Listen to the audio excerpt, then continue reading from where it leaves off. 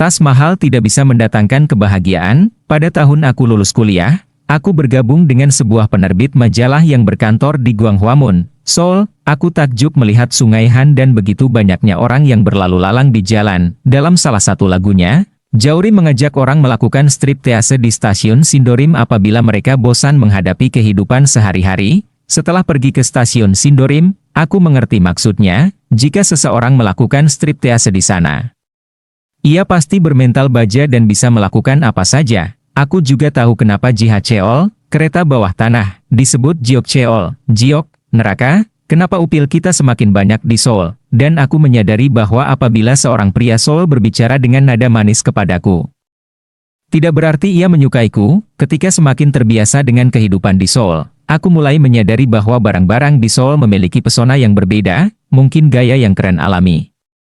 Aku merasa terintimidasi dengan gaya yang berkelas itu. Saat itu aku tidak berpengalaman dalam membeli sesuatu yang sesuai untuk diriku sendiri karena seleraku masih payah. Sementara barang-barang di Seoul terkesan keren, memiliki aura Hongdae dan Garosugil.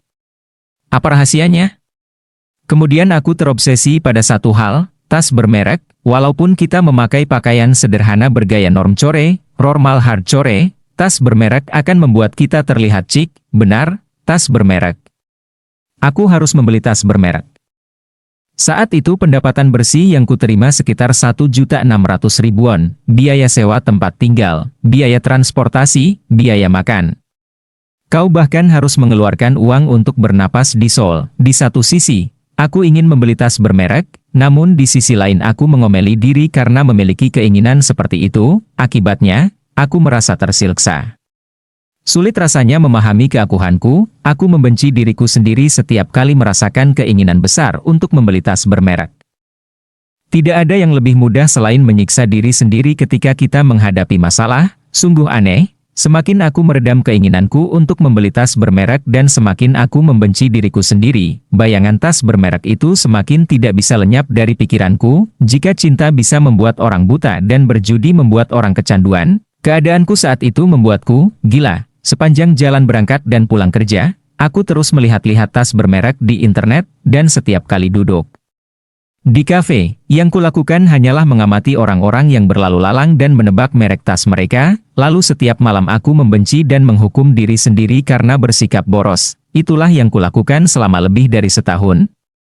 Membuatku bosan dan muak. Akhirnya, menuruti bujukan penjual di toko, aku pun mengeluarkan 100.000 won untuk membeli tas Chanel berkualitas terbaik, tetapi obsesiku pada tas bermerek tidak memudar. Obsesiku justru semakin kuat dan aneh. Aku merasa orang-orang terus menatap tasku, dan hatiku yang resah menganggap mereka menilai tasku sebagai tas palsu. Terutama ketika aku naik kereta bawah tanah sambil menyandang tas Chanelku itu. Beberapa bulan kemudian, aku membeli tas bermerek yang harganya melebihi gajiku sebulan. Tas yang kubeli itu sangat berkelas, tetapi hanya itulah kelebihannya. Tadinya kupikir hidupku akan berubah setelah membeli tas itu, tetapi kenyataannya berbeda.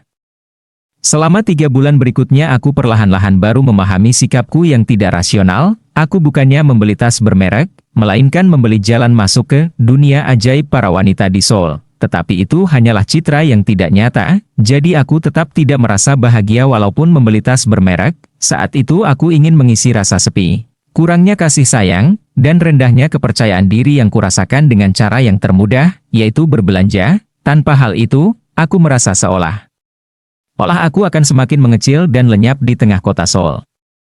Aku tahu aku harus mengatasi keinginanku mendapat pengakuan walaupun melalui tas bermerek. Sekarang pun aku masih merasakan dorongan untuk membeli sesuatu apabila sedang mengalami hari yang buruk, karena dunia ini memalukan. Tetapi ketika berbelanja, kita adalah pelanggan yang dipandang tinggi dan dihormati. Menyadari hal itu sangat membantu.